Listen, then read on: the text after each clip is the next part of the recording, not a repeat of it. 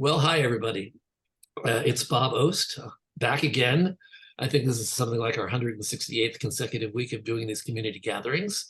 We started them back in April 17th, 2020, because of something called shutdown, which we all have fond memories of. It's the nostalgia of it. Although it's still here and still with us. I came back from a vacation 3 weeks ago with COVID, so it's still around. But we're not as vulnerable to it as we have been in the past, and so we're able to come back to something that's resembling a normal life again. We're doing live performance, and all sorts of things are happening in our lives that feel so familiar, and it's so nice to see people in person and all that's going on right now. Let me tell you a little bit about TRU in case you don't know us, if you're just finding us on YouTube or finding us in our podcast. Theater Resources Unlimited is something that I created 30 years ago with the idea of actually helping people understand the business of theater and understand how to produce and get together and meet each other and talk about the struggle, the struggle of it all. Theater is a very difficult medium. It's collaborative, and there's so many moving parts and it's so expensive now. It's all things that we're not necessarily going to talk about today, but we'll talk about over the coming weeks. So we originally did this just to bring people together, and then it became a habit that I haven't been able to kick. So 30 years later, I'm still doing Theater Resources Unlimited and trying to help people and trying to help people understand and navigate the business. Today, we're talking about, well, today you're going to meet one of the most important people in the history of TRU. It's a woman that was I met through a dear friend of mine, Randall Reggett, a producer, like 2007, and she eventually came on my board, and she's been very instrumental in the growth of TRU. And she also helped create some programs that are very important to us. And you're going to meet Peter Van Heerden, who is at Fairfield University, at the Quick Theater at Fairfield University, and I'm going to have them tell you a little bit more about themselves and why they're here and what we're going to talk about. Well, I think some of you know we're going to talk about theater as a force of change, something that changes people and can change the world sometimes. So let's start by meeting Cheryl Wiesenfeld. Cheryl, tell us a little bit about yourself and about your background. I'm gonna jump in right now and actually say that one of the springboards for this whole idea today is the fact that Cheryl was one of the producers of the Exonerated. And in some ways, I know that you're very, very proud of that. And let us know a little bit about how that fits in with you as a Broadway producer as well. There's two different identities. Okay. Bob, I think we've known each other longer. I was honored in 2007. I think I was on board before that, actually. If 2007 was the year you were honored, yeah, it was before that. It was closer to like 2002, 3, 4. But anyway, let me talk a little bit before we get into this about my connection to TRU. I remember a producer calling me, and it wasn't Randall, it was Susan Gowan, who was supposed to appear on one of your, just panels that you were doing. And I remember being invited and actually being a little nervous about it. Like, what can I offer? This was in 2002 or 2003. And the reason I got involved was that I had just started getting involved with theater, and I was very lucky. I produced Elaine Stritch at Liberty on Broadway, and that was a really moving experience for me. Anybody who knows Elaine Stritch probably can understand, laugh, laugh. And I also got involved with the Exonerated. And Bob had called and said, can you do this for me? And I said, you know what? I've been so lucky very quickly that I want to be able to get involved with TRU to sort of give back in a way. And what ended up happening was I did that, but TRU gave back to me and was very important and instrumental in me learning about myself, and learning about producing, actually. And one of the things that I learned that was important was the projects that were most important to me. It was the intersection of social justice and theater. And I came up with a mission. And the mission for me was changing the world one theater goer at a time. And on we go. And I produced a number of things on Broadway, but I was always looking for that sort of critical link, the social justice thing. Because in 2002, Exonerated was an extraordinary experience. It truly was. And you could see theater in action and how it changed the course of the death penalty, not only in this country, but around the world. But let's flash forward. After a number of years producing on Broadway and still remaining with TRU, I realized that I wasn't going to stop producing commercially, but that I wanted to really invest, and I don't mean financially at this point, but personally, in projects that really moved people, kind of shook them to their core, as Wally Lamb had said to me when he came to visit the Exonerated. Now, Peter von Heerden, I know from Fairfield, and personal friends. He was the artistic director of an arts organization in Westport. And Peter became the executive director of the Quick, which is part of Fairfield University. And it's amazing. As some of the people that we produce there have said to me, the Quick is like a mini BAM. They do the most marvelous things. They have speakers and dancers, but they don't really do a lot in theater.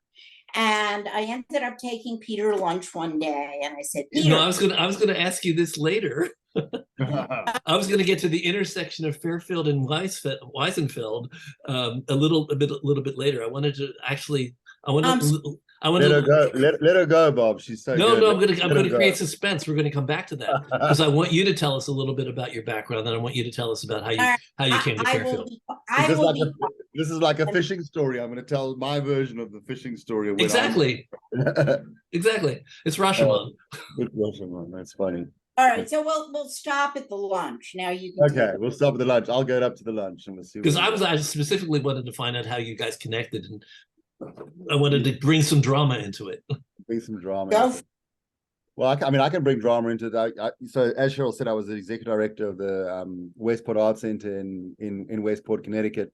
And one of the first times I met Cheryl and her husband Jerry was we had this deck above the river, and I walked in there, and Cheryl and Jerry and her husband there's a whole group sitting on the deck there, and I was like, "Who are you people?" And he said, "I'm on the board of the Arts Center," and I was like, "Oh, I hadn't met you yet," so it was quite a funny arrangement. But I'd always known Cheryl around, and for her amazing work, and so being at the Quicksand, we started a series called the Global Theater Series, which is this idea of like Cheryl says, we didn't really do theater. We do dance, we do jazz, we do world music.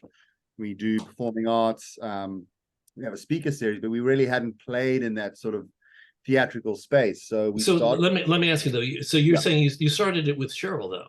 No, we started it before Cheryl. Oh, Cheryl. Okay, that's it. That's Cheryl, that's the part that I wasn't sure. Part of the global series. It was curated. We did I produced a show and presented a show with veterans from Homes for the Brave in Bridgeport. We did a different show with some faculty members, and then along the way we met Cheryl, and I think we've sort of encompassed the series with Cheryl, and we're now in our 8th iteration of the Global Theater Series with Cheryl as being the sort of artistic creator of producing whatever production takes place in that space. So it was sort of a match made in heaven that we arrived, and was sort of, Cheryl took the reins and was like, we were always like, every time it finishes, I call her the next day after we finished the production. I go, why I'm calling you, Cheryl? What's next? And she's always got an amazing idea, and always plays in that really interesting space for us, being a Jesuit institution, of social justice and what does it mean to really create theater that changes your life one day at a time. And I think the works we've been doing and who we've been working with have really been testament to how that has happened. So I do want you to talk a little bit about the Quick Center. I want you to talk about, give us a little bit more of an overview of the Quick Center before we start focusing on the Global Theater series. Sure. So we've got a 740 seat theater at the Quick. We're a private Jesuit institution, 5,000 strong of students. We program a season from September to May. We have a very strong, what we call Open Visions Forum, which is our speaker series. And then we program probably another 15 to 20 productions. A lot of international work in dance, contemporary performance, world music, jazz, classical music, and that sort of runs our season. And then we do a lot of rentals, a lot of university events. So we're very connected sort of to the community in that way. What are your background? What is your background in terms of the arts, or are you mostly an academic, or do you have an arts background as well? No, so my original background, I'm born and bred in South Africa. So I spent 13 years in South Africa working at a film, TV, and multimedia institution. So we worked there. We started off with one class in 1 year, and 13 years later, we had a graduate program. So we built that whole program up. And one thing led to another. I got invited to the United States. I did a residency work at Baltimore, at Towson in the MFA program, and University of Minnesota in the MFA program there. Met a lovely lady. One thing led to another. Ended up in Westport, Connecticut. Started running the art center there, and then 3 years later jump ship to Fairfield University. So in between that, I did my MFA, my master's in theater and performance. So I studied undergraduate in theater and classical civilization, did what I did, then went back, did my master's, traveled the world, ended up in the United States, and then sort of involved in performance all my life, and now administration. So let's go back to the creation of Global Theater. Yep. And what's the performance Global Theater Performance Series. Yeah. When did you have that idea, or was it your idea? And at what point in the journey did Cheryl come on board? Yeah, so it was originally my idea, was this idea of creating the Global Theater series, because we had at the time we had the black box theater that we were programming in. And I felt it was really an interesting space, and wanted to sort of really start to experiment with the opportunity to play in a performance space that I think wasn't happening at Fairfield. They had sort of a very small centric theater program, and then we did our programming. I didn't feel there was sort of a space to play in performance wise. So the first year, I think we did a series where we had one of the faculty members, they were doing Eurydices with the theater department, and then they curated an entire group of women DJs who came in from New York. And so it was sort of that kind of mix of play on femininity and something like that. Then I did a production where I directed 16 homeless veterans from Homes for the Brave in a theater work, looking at their lives and what it meant to be conscripted. I can't remember, there was one other one after that. And then along the way, I think after we did 3 of them, and I think then we met Cheryl, and Cheryl and I had the infamous lunch where she said, we should do this. And I was like, let's go for it. Let's go. And that's where it started. And I think then now this year will be our 8th iteration of having Cheryl as sort of the curator of the Global Theater series. Yeah, and the thing that I want to add, I mean, yes, Peter, there were a few, but there really wasn't ever a theater audience. I mean, the theater that was done in the black box, principally great space, but principally the theater department used it. And what's wonderful to see, this will be our 8th year, is how there are people that have really developed into subscribers in a sense, who, even with all the fantastic offerings that exist at the Quick, now, choose to come for theater. And that's been quite wonderful. Right, but I think it's theater within that social justice twist, which I think has been really interesting, Cheryl. I think that's part of what we've done, is all the works have been with this idea of really concentrated on an issue around social justice and around people really having to sort of take something in to think about what's happening currently in society, like Gun Country or Woman on Fire, or those kind of works that, they've been really sort of relevant, contemporary around issues that we've been dealing with as a society in that moment, which is forcing us to think, and how do we change along the work. So I think that's been really important.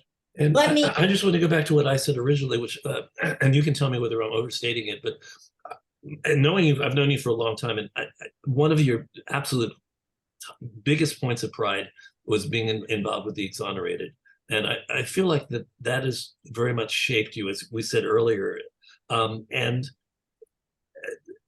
how, before you met Peter, how were you getting your mission statement? How were you expressing it in terms of the works that you were doing, changing the world one theater goer at a time?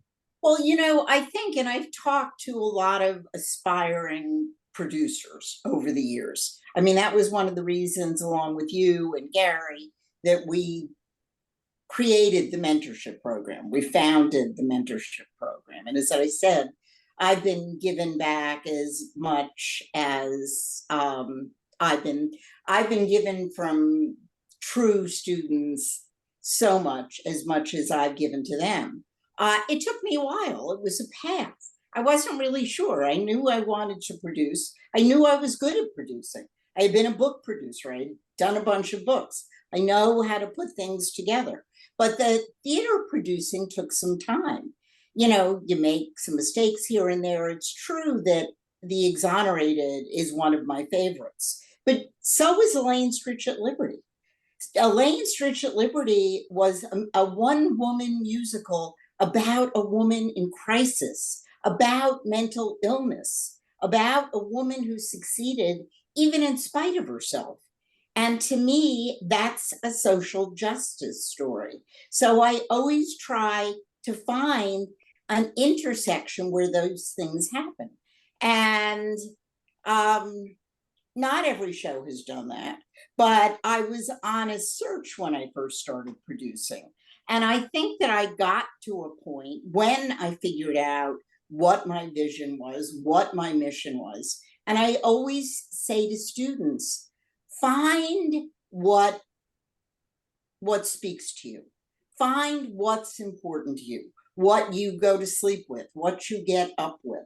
Find what you're attracted to. And the social justice, as you say, the Exonerated was the thing that I kept pulling back to. And when I was beginning to feel, when I realized that the Quick and Peter and Fairfield, it's like, we should try that. And Peter and I spoke, and he was open to it. And so we kind of created this program together. Can I just mention some of the shows we've done? Well, I was going to say the first one that you curated, I think, was Cell, wasn't it? Correct. Yep. Correct. And that was a show by Cassandra Medley that I had heard through the Ensemble Studio Theater, really playing on air. I was really moved by it. And I contacted her, and it was a play before its time, actually. And the next play, it was way before detention centers. It was kind of just happening, actually. Gun Country, Jane, who has kind of been my partner on different things, and I've been very connected to the Houses on the Moon Theater Company, and I'm on the advisory council there. But I mentored Emily Weiner, the artistic director, and Gun Country was something that I had seen from the very beginning. So we brought that to the Quick. The next thing we did was a play about suicide called Right Before I Go, that was really done kind of before the pandemic. It was a video play. Then we did Women on Fire, 6 Feet, which was also a video play, Melanie Hoops. And we're creating a play this year that I'll tell you about in a second. Shared Sentences, about incarceration, can't leave incarceration. That's also Houses in the Moon, isn't it? Yep, also Houses on the Moon. And this year we did a play called Troubled Water, which was extraordinary. The life stories of 2 women who had been incarcerated for a total of 50 some odd years. And people came up to me at that play. I mean, we get all sorts of people in our audience. Some people that I know who spend a lot of time going to Broadway, and they said, this is the best play we've ever seen. And it was a very simple play about these women and their life stories and how music has changed their life. And I realized that social justice, real stories, and theater can intersect and be powerful and can change lives. So, Yeah. So I want to just point out the fact that you did start your collaboration with Peter before COVID. That was 2018. So at that time, you were presenting things live. They were stage readings, but they were live. correct. So tell me what happened when shutdown started. How did you adjust, Peter? How quickly did you adjust to the idea of doing things virtually? Look, I was very, very fortunate at the time. I had my assistant technical director, who Cheryl knows well, called Rodney Doyson III. We 24 hours we switched and we created what was called the Quick Live, because he was a complete whiz and he built this machine, literally a computer in a room that my advancement person used to live in because she got let go because of COVID. And he built this machine and we had the Quick Live and we created the Quick Live, and we've done over 250 productions on the Quick Live virtual it's still going to this day. So we're still producing virtual productions with all sorts of university and community organizations on How do you it. determine what you're going to be performing live and what you're going to be performing virtually? So I mean, interesting thing is for want of a better word, it's mostly talking heads, so it's mostly conversations and that kind of stuff. I don't stream any stuff that's come back live, like the circus or the jazz or any of that kind of performance. I don't necessarily believe in doing that, because I think people should come out and watch it. But Cheryl and I did 2 virtual productions, which were really pretty amazing during the COVID. Well, didn't you, Cheryl? Didn't you the talking heads? Didn't you do theater in time of crisis interviews or something? Peter asked me to do some interviews, so I interviewed you. I interviewed Emily Weiner. I interviewed Ron Simons. I think I did 3. And in addition to that, we did the 2 plays, and I was nervous about doing the plays. Hadn't done the Zoom plays, and it really worked out, I have to say, extraordinarily well. And especially in the case of, 6 Feet was extraordinary, but right before I go, a play about suicide by Stan Zimmerman, and actually Erin Craig, right, Jane, who's a part of the board of Houses on the Moon. She was the one that really introduced me to that.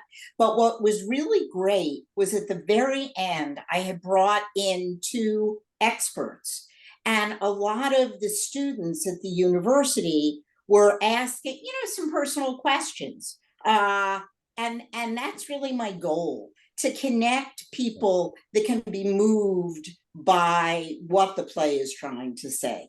So that was really special. Yeah, I think, Bob, there's a really interesting story about, last year when we did the production talking about social justice, is we took Naomi and BL, the 2 incarcerated individuals, to a juvenile detention center in Bridgeport, which is, we're in Fairfield. Bridgeport is the next town over. So Bridgeport is the largest town in the state and the poorest. And there's this juvenile detention center, which is basically it's like a school, but it's a prison where these kids are in school. So we took BL and Naomi there, and they did sort of a semi-workshop with, 2 different groups of kids. And there was this amazing moment where, these kids are between 14 and 16, unfortunately hardened by life like no kid should be. Very sad to see. But Naomi was talking, she's the younger one. So Naomi's, young. She's been incarcerated a number of times. And one of the youngsters sort of opened up at the end of the talk, and he said, "My mom told me on the phone that she was happy that I was incarcerated because she knew where I was and that I was safe." And Naomi had said, BL had said the same sort of thing. So there was this incredible connection of how both of these people who had been incarcerated a number of times, parents said, "The fact that you were incarcerated made me feel happy because I knew you were safe and not on the street." And it was this incredible moment. So I just want to reiterate that, is that's really something important with the work we've done with Cheryl too, is we have the Arts for All program, which is where we sort of take this work into the communities or bring the kids or the students in to really bear witness and have these conversations around the production and what's happening. It's really powerful. You know, and it's also, I've been connecting with BL. There was just an article in the New York Times about how prisons, and Peter, I've been meaning to send it to you, and I'm sorry I haven't. BL is mentioned, they're creating sound studios in prison because they realize that a lot of the incarcerated are very talented. Talented. It's a way to share their story. And I was thinking to myself, this article is phenomenal. I have to send it to BL. And the next paragraph, she's mentioned, and she's mentioned a lot about the studios that she's setting up. So we have been in touch, and she set up a studio in New York. So it's great to see this work. It's like you throw a little pebble in the water. It continues. It sends a message. It helps those that are on the stage performing, and it helps those that are in the audience, and they're moved by it. The play we're doing this year is a play that Melanie Hoops and I are creating, and it's a subject that I've been wanting to work on, I think Peter knows, for many years. And we all know about the prevalence of suicide, fentanyl, opioid abuse. But ultimately, the umbrella on top of it is loneliness. Loneliness. Is this Stories from the Edge? I'm sorry? Is this Stories from the Edge? Frontlines? Yeah. Yes, that's the title of the production, Cheryl. Not of this play. No, but that's in our brochure. In terms of what our program yes, is. the brochure, yes. Frontline Stories. Yes, Frontline Stories from the Edge is the name of what we produce. That's the narrative. That's sort of the narrative to get to the product. Yes. So buy a ticket, hopefully. Well, I was going to ask you about that too. But the play this year is we are going to create a play, and we're going to use the university. We're going to interview students at the university and surrounding communities as well, because loneliness has become, a huge issue, as we all know. So, Peter, let me ask you this: you were doing this program before Cheryl came on board. How has it changed with Cheryl? I think one thing is it's been easy because I haven't had to look for a curator outside of, I've just gone to Cheryl each time. Like I say, she's so amazing, and what happens, I'm like, okay, what's next? So I think we formed a really good relationship in that regard. And I think, in terms of what we're doing with the social justice angle, and sort of, I think what's really exciting is the avenue that Cheryl runs between what's happening on sort of a global sense in New York with people who might be up and coming and what's happening, and be able to bring those to our little hamlet of Fairfield is quite incredible. So, don't mess with something that's amazing, I think, is what I've sort of looked at. And I think that, we still sort of have these incredible conversations about really amazing work. Like what we're talking about at the moment is this, this idea of loneliness, and working with Melanie, who we've worked with before. So it's kind of this like cycle that's coming back. And Cheryl feels at home at the Quick, which is also really a nice sort of place to be. And so, like, you get this thing where you start to germinate. It's an interesting thing, because I had a conversation. It's funny because 2 days ago I was having a conversation with someone saying, like, well, how do you keep on going? I work in residency with another artist, and they're like, how do you keep on going back to the same well with the same artist, because you're not offering opportunity to other people? And I thought it was a really interesting conversation. I was like, well, until sort of that stops pollinating, I'm always going to go back to that well, because it keeps on pollinating and keeps on producing these sort of amazing things that seem to get bigger and bigger. So why wouldn't you sort of keep on going back there? And I think that's the interesting thing with Cheryl in this program, is it almost needs to be sort of removed, and we could recreate the program again and offer it to other people, because it's become something that's sort of bigger than itself and grown so big that there's almost an audience following and a university following and a student following that's grown into this program, which has been really exciting. So we did talk about it last year. Maybe we need to rename it and sort of hand it to the theater department, and it becomes something that sort of becomes embedded in another way in the actual curriculum of the university, and which is amazing. And so that's sort of like the trajectory in an exciting way. Now, you talk about how important conversations are, getting people to talk about things, and that's why you produce some of the things you produce. Do you do talkbacks? Do you have audience talkbacks afterwards? Yes. How do they work? How do they go? Cheryl? Well, they can be different. But what happens is at the end of a play, for instance, the most recent one, we'll bring a few chairs around and I will potentially lead it. And some of the actors will come out. Peter and the program director, Lori, will be there as well. And people in the audience will potentially ask the actors questions. In the case when we did Shared Sentences, which is a Houses on the Moon production, Emily Weiner was the director, and it was in process. And the play is about the shared sentence of the family and the person who is incarcerated. So Emily was very interested to get feedback from the audience as far as the editing of the play. So it changes, but it's essentially, what I think people would traditionally think of as far as a talkback. Right, Peter? Would you add anything? No, absolutely. I think one amazing thing, we had Women on Fire, which was really incredible. So they were like, I think there were 10 or so women in the production. Instead of a talk back, we had a cocktail party afterwards, like on stage with the cast.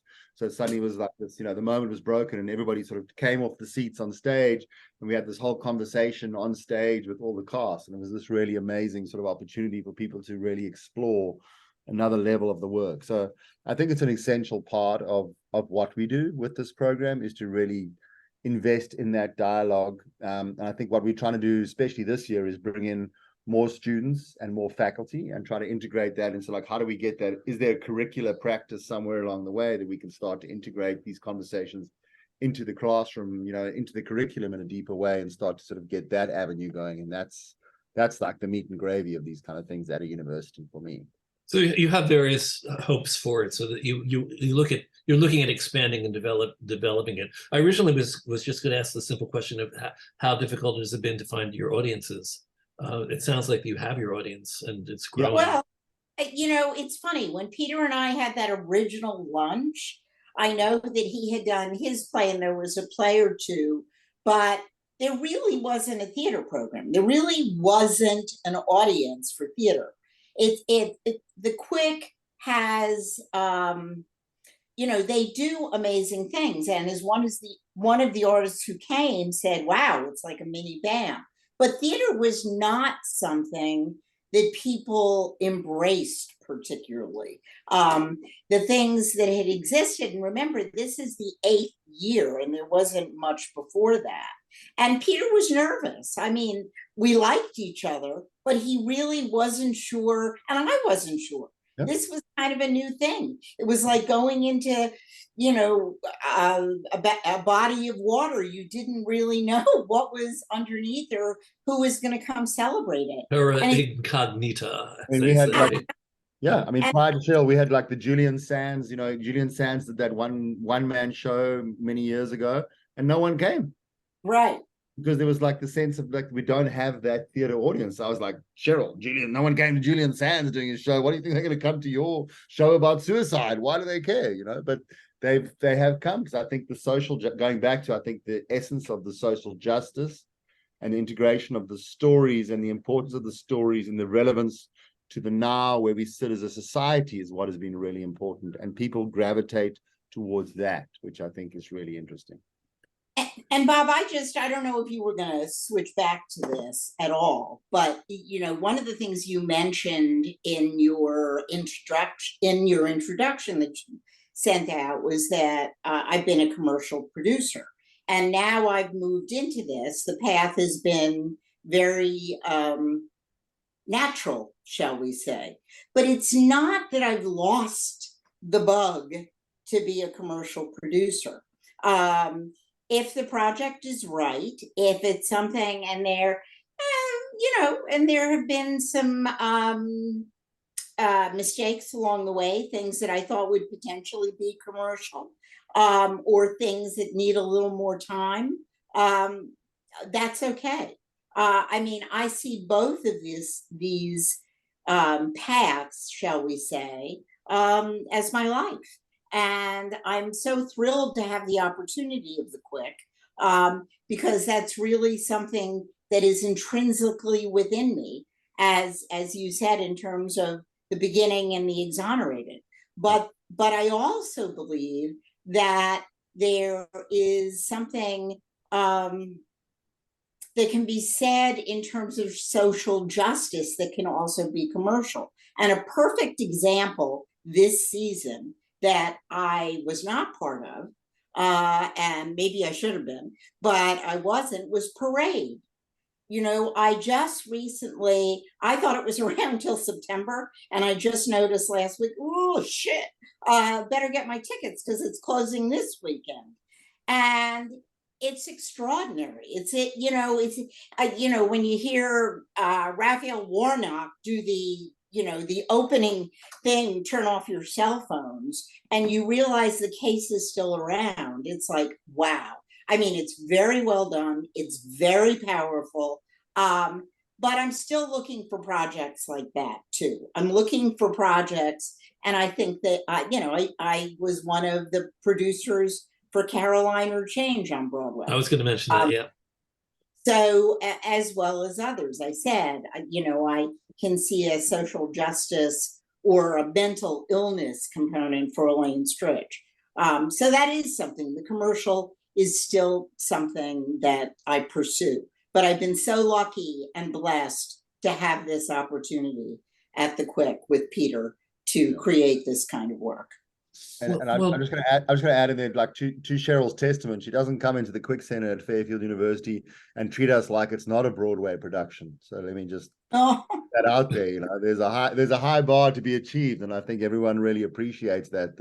And that's the scale of what she does. That there's no, we're not fiddling around when she comes in, and what we're doing is of a quality and of a caliber that is really, really high class. And I think that's been part of an important sort of legacy of what we've been doing. Well, I just like to pick at one little detail and say that you're talking a lot about social justice. I don't think that's the umbrella for everything that you're doing. I think social awareness is more the umbrella, because it's not just about social justice, but it's about social issues. That's true. Correct. So, and let me ask you this as well. You gave us individual stories about how you found the various pieces that you've produced. Do people submit things to you? Every writer in the room is like waiting for me to ask you this. Do people submit things to you, or do you find them because you're invited to a reading and you go, that's amazing, I want to bring that to Fairfield? I've got a perfect example for you, and Peter doesn't know about this yet, and he could reject. Is this next year? And I do have a real interest in hip hop.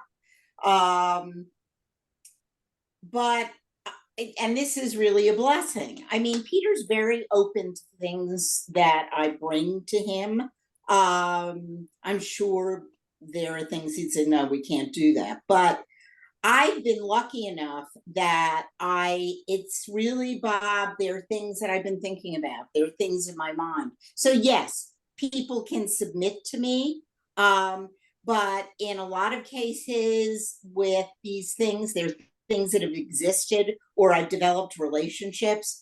And this is a piece that I'm considering for next year, which is Pat Blake's hip hop musical. I had seen it, and Pat and I have talked about it. For those who don't know, Pat Blake is on the board of TRU, and he was a co-producer on the Exonerated. So we always keep in touch. And he has the hip hop theater Rhymes Over Beats. And he has been working with Kate Camerata, who is, Bob, is she the dramaturg? I'm not sure what her literary manager. She's a her official title, literary manager of TRU. And my husband and I, Jerry, Peter mentioned him, went to see it. And I wasn't sure what it was going to be. But I really needed to see it because it is an interest. And we were blown away. And I think Jerry actually was more blown away than I was. And it's done with actors who are really raw and are new and don't have a lot of experience. And I thought, man, this is something I have to bring to Fairfield, because I think that Bridgeport students will really be able to relate to this. And I think that it brings us all together. It makes us one family. So that's what I'm thinking about for next year. So it's a long way to answer. It sort of comes from my I think mind. if you twist Peter's arm, he'll say okay. This is what happens, Bob. There's two things. One is you just put it out there, so I've got no choice. I'm already in. And the second thing is, we have my wife and Jerry, and they both actually are our critics. So if Jerry likes it, it must be really good, because the amount of stuff that Cheryl's dragged Jerry to witness, if Jerry says it's good, it's got to be good. So I'm in. We're done. All right, we'll see. But There's no, so much. Bob, back to your original question. I of course read things, but a lot of it comes to my mind through just things around me, what I'm thinking about, what the world is going through. That kind of thing. There's so much more thing that I want to talk about, but I think that I want to open it up to the room. Owen, are you there? And do you see many questions for Cheryl and Peter?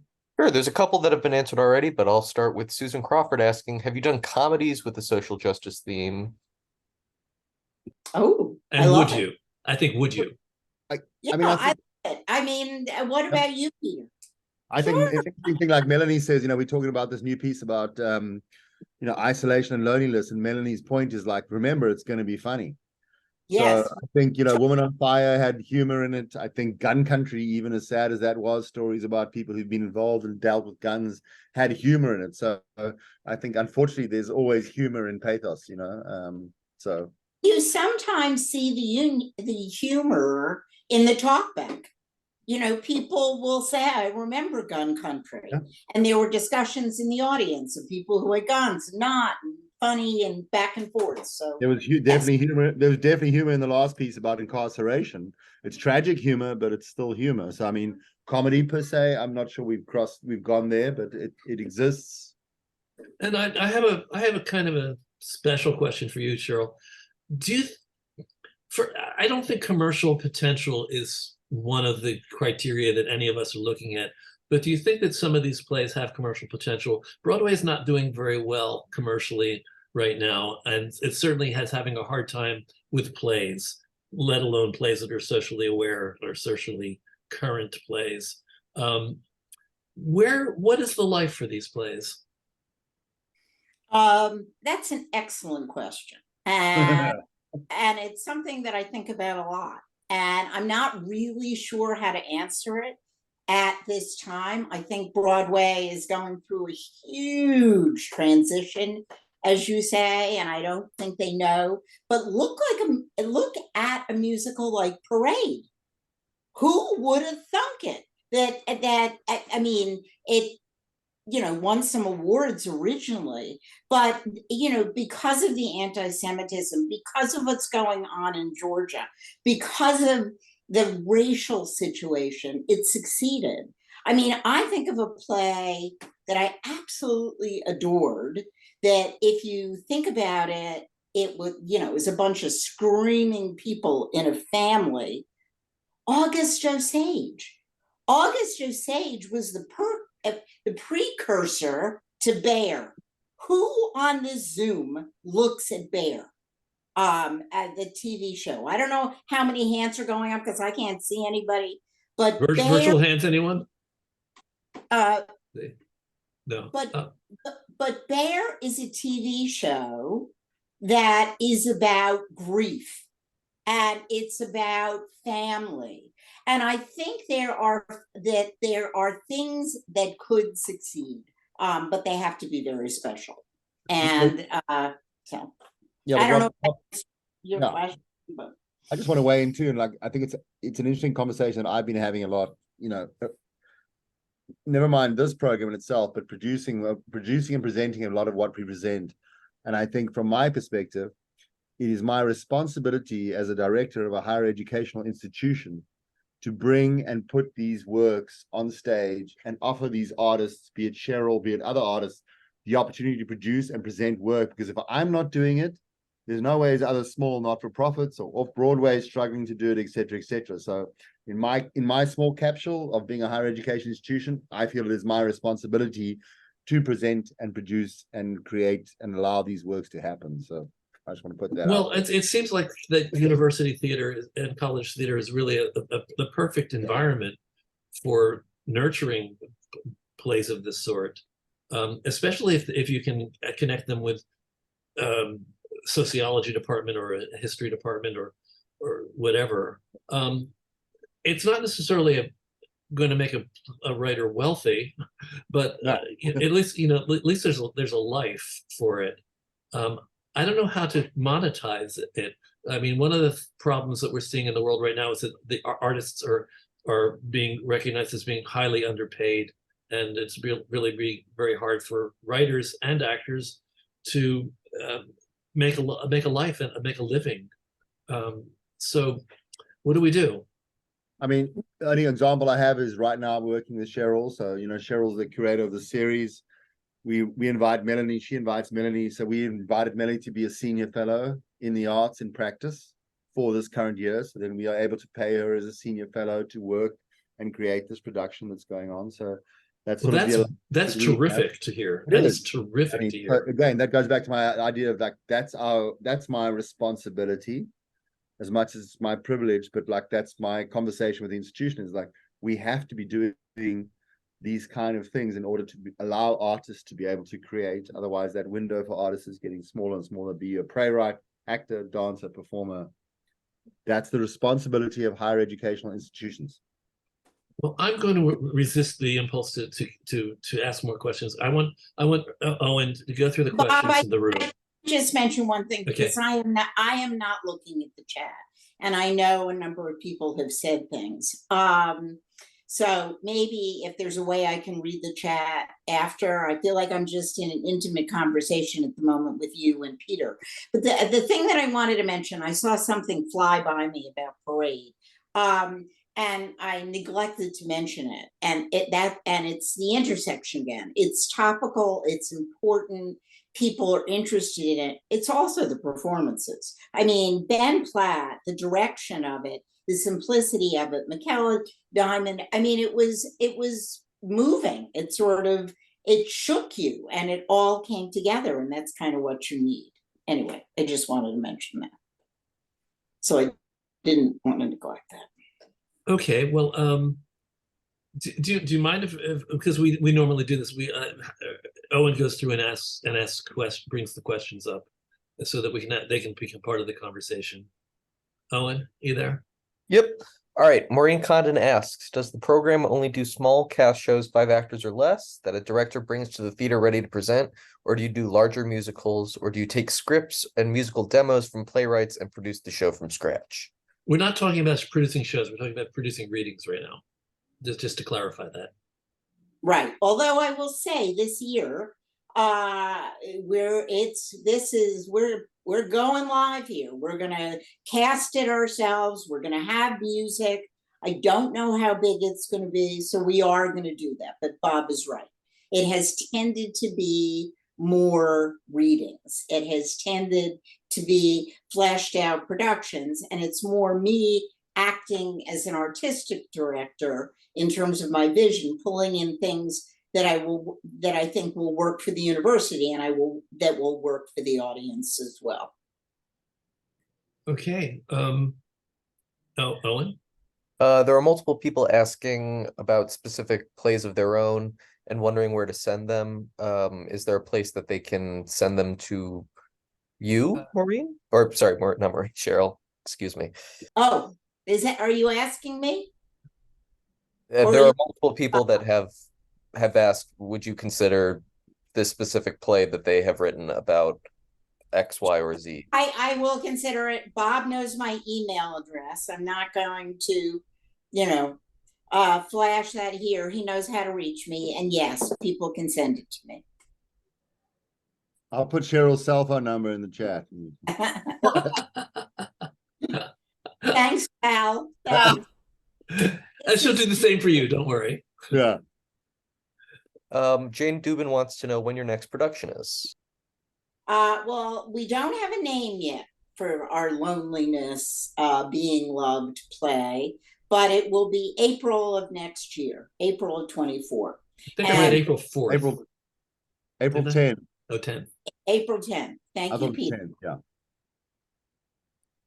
Donald Loftus wants to know, wouldn't some of the classics by Eugene O'Neill, Arthur Miller, and Tennessee Williams have qualified as these kinds of social awareness plays? Absolutely. Yeah, without a doubt. Without a doubt. I think we're looking for original works, though. We're talking more like Clifford Odets, though. That's Waiting for Lefty definitely would be. Right, right. Yeah. I mean, the playwrights that you mentioned all have touched on social issues and have touched on human issues. Yeah, but and I they think- were. Sorry, Bob.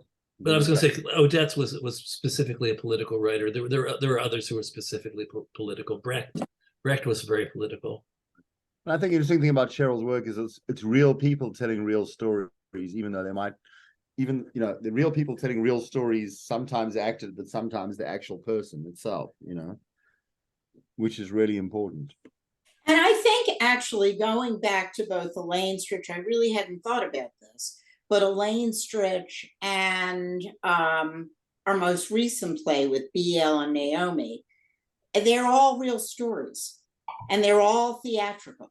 And that's really what I think I'm very interested in. And in the case of Caroline or Change, no, it wasn't a real story, but it was based on Tony's life. So there was a certain amount of autobiography there. Again, it's the umbrella I use is socially aware. I mean, there's social awareness in it. You're right. Yeah. I like that.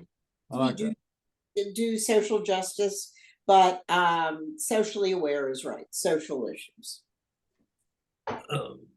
Any others? From Cheetah and Terry's, rather than deluging you with our plays, can you suggest ways to connect with other university theater departments, maybe under your umbrella, if you screen scripts first?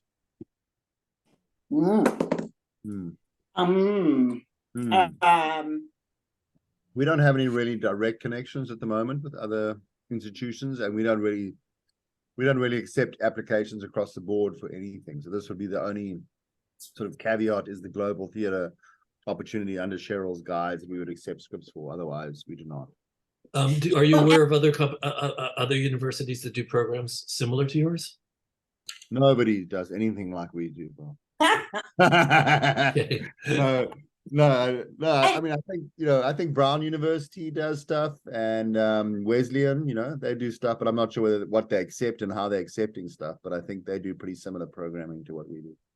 And I think they do things differently. I think, you know, you might find interesting things more in the sociology department. I will say that it has become more difficult, and maybe some of the playwrights who are part of this know that, to even get agents to read scripts. It's really hard to get your work anywhere, unfortunately. I think it's a smart question, and I wish I had an answer, but it's become increasingly more difficult.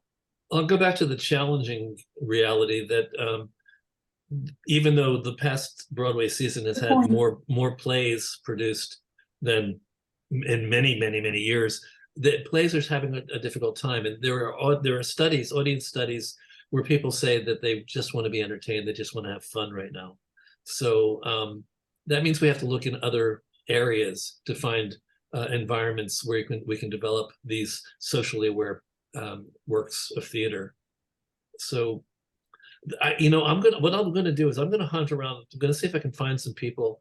We'll have a future conversation about the different opportunities for social plays that are not necessarily commercial. And the other thing that you hear at TRU a lot is not every play is ever going to make it to Broadway. I mean, some plays are just not meant for Broadway, and they're not meant for commercial consumption.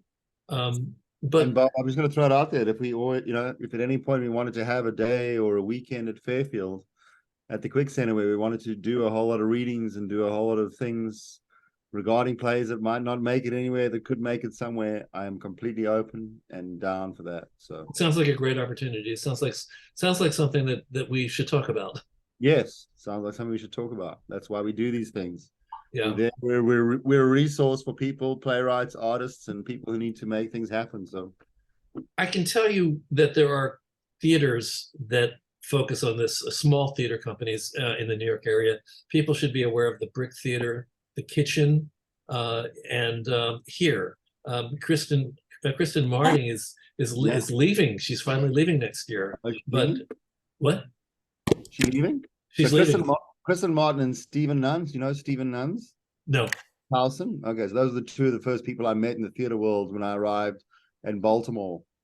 So I think Kristen was connected to Towson in the MFA program in Baltimore with Stephen Nuns. Well, I'm not sure. Are we saying Marting, M-A-R-T-I-N-G? Yeah. Oh, so here. it was the same. Yeah. It is the same Kristen. Yeah, I'm pursuing You ask her. her about Stephen Nuns. She'll know about Stephen Nuns in the MFA program at Towson. Well, I've been pursuing her to try to get her to do one of these Fridays. Okay. I'm hoping to get her for September. But the research that we all have to do. I mean, playwriting isn't just about writing plays. It's also about understanding the business and also understanding the markets. One thing I hope that people get from TRU is the idea that no, your play is not the next Hamilton, and no, you're not necessarily going to have your play on Broadway, and to actually look for real opportunities that are more likely to be there for you. And so you have to research. Everybody in this room who writes these plays that are socially relevant, socially aware plays, you need to do some research. I will try to find people that know more about it so that we can have a conversation about that, a broader conversation about it. But the other thing about our plays in this program is that they're about real people. They're about real situations, and yet they are theatrical. They're not just, you're not reading a bio in the New York Times, but there's something that elevates what they are. And I think the reason that we were able to bring in audiences is because audiences are moved by that. They want connection. They want to understand who these people are and potentially what they can learn from that. So I think that's what's special about our program. It's not a matter of just doing a Eugene O'Neill play. I mean, wow, how fabulous to go to an amazing production. That is something that the theater department would do. But we're trying to do something that brings these two things together and elevates it to another level. That's what's exciting to me. Would you consider any of these plays docudramas? Are they documentary in a way, or they're just based on real people? Yes, absolutely. Docudramas, fine. Even to the questions about comedy, docu-comedy is fine. I mean, for those who saw Exonerated, that was docudrama, but it was like riveting and exciting. And wow, it really happened. Sonny Jacobs was incarcerated for like 30 years, and she didn't, it's that kind of stuff. It's the reason that crime shows are so successful on television, right? I mean, when you think of Law and Order, how many years has it been with all of their offshoots? And if you can make it dramatic, I mean, Warren Light, right? A great playwright who became like who had done Sideman, and now, he's like the showrunner or whatever he does for Law and Order. So now there is something really important about real stories, even if they're based on things. Yeah. I guess one of the questions specifically that some people have is, are you in a position right now to be able to do anything that would be musical? It's hard. Musicals are harder to do. I don't know. I mean, this is going to be the first year where we're going to incorporate music. And I'm not sure how. Last year we did music. BL Naomi did music. They did their own music. That's true. Yeah. Peter's absolutely right. Yeah. And music was important because music was what changed their lives. Yeah. For these two women, one who was incarcerated for 33 years and one for 16 years. And BL is also, she's a poet in addition to being a hip hop artist. And Naomi she does spirituals. And I think one of the things that impressed the audience was not only their stories, but their music. Yep. So music is possible. Absolutely. Amy Stoller mentions Anna Devere Smith, which I think is a good example of the general area that you're in. Absolutely. I'm looking to see whoever else we might have missed.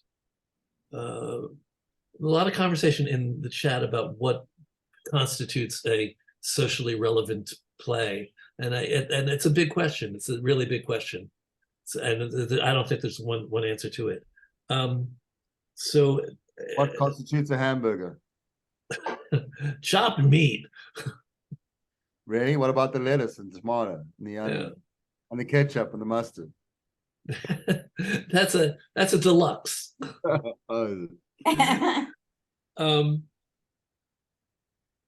Jane suggests taking True Speaks to Fairfield. That's an interesting idea.